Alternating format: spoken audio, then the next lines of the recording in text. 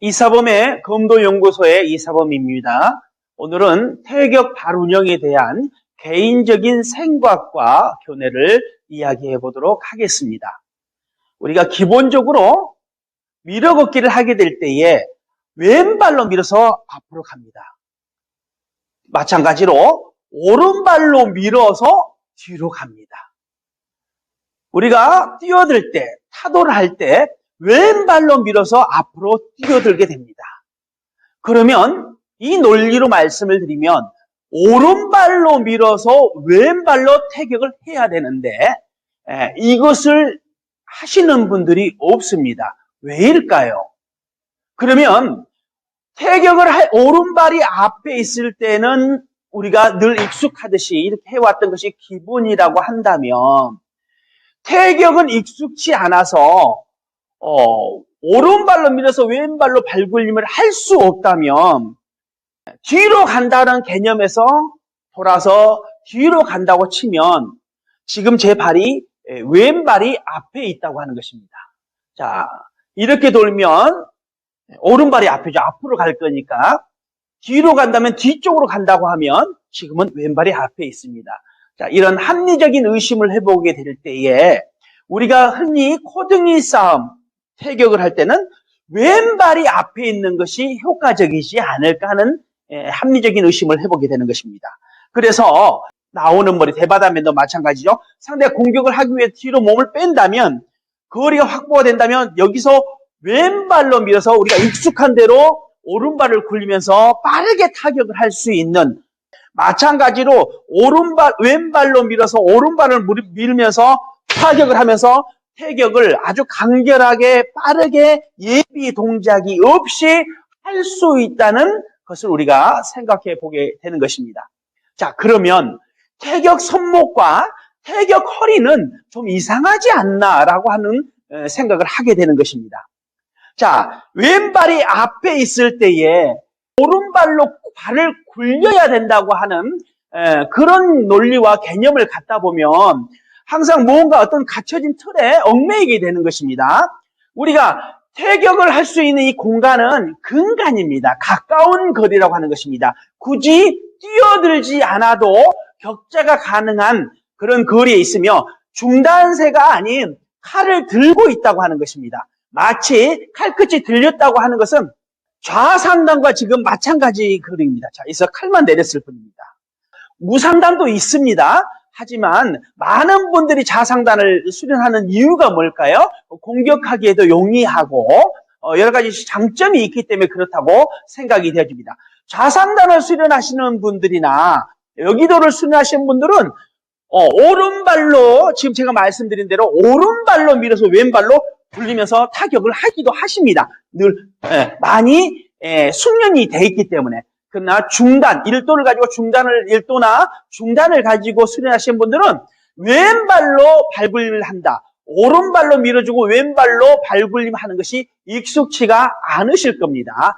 그러나 우리가 앞으로 뛰어들 때는 왼발로 해서 최대한 단거리에서 빨리 뛰어드는 거리가 좋듯이 태격은 우리가 발만, 생각을 바꾸듯이 발만 바꿔준다면 얼마든지 예비 동작 없이 우리가 여기서 뒤로 물러나서 거리를 확보하면서 친다든지, 뒤로 물러나서 거리를 확보하면서 친다든지, 거리를 물러서 무조건 오른발을 굴리면서 격자를 해왔던 그런 습관과 상관없이 근간이고 칼을 들고 있기 때문에 큰 칼이라는 거죠. 큰 칼.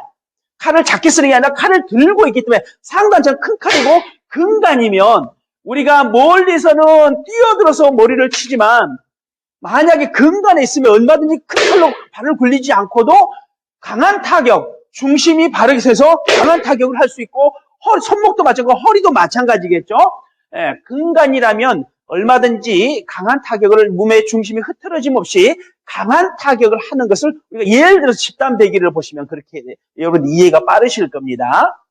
그래서 태격은 굳이 발굴림이 필요가 없다. 칼을 큰 칼로 쓰기 때문에. 그래서 왼발만 충분히 빠져준다면 이 공간이 열리면서 얼마든지 손목을 칠 수 있다.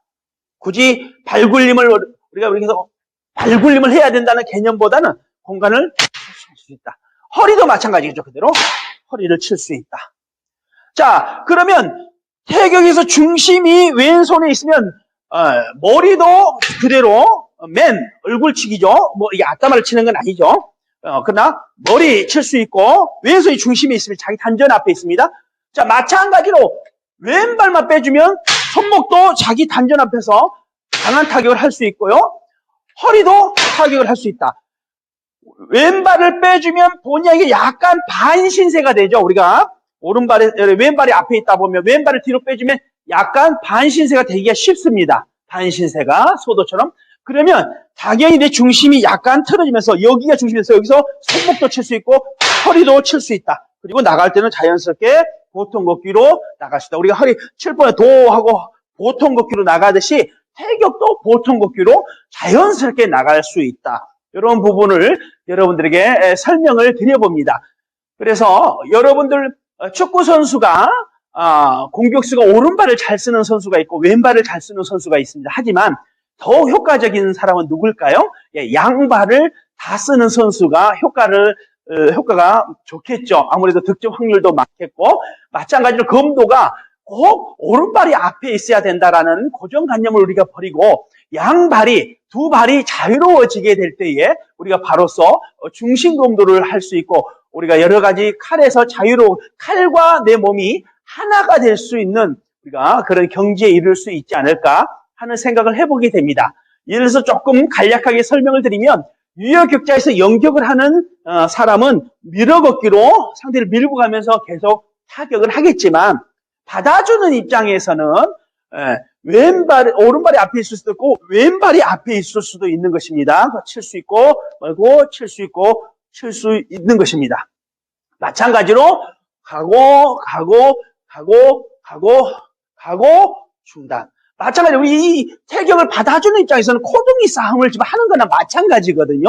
이럴 때 우리가 발이 자유로울 수 있다면 이어걷기가 충분히 우리에게 숙련이 돼 있다면 아마 태격에서 많은 여러분들이 힌트를 얻을 수 있을 거라고 생각이 되어지고 기본이 우리가 발이 자유로워진다면 여러 가지 기술의 창조가 굉장히 좌우로 공격 루트를 만들어내서 많은 기회를 가져올 수 있는 획기적인 기술 개발의 시발점이 될 수 있지 않을까 이런 생각을 조심스럽게 해보게 되는 것입니다.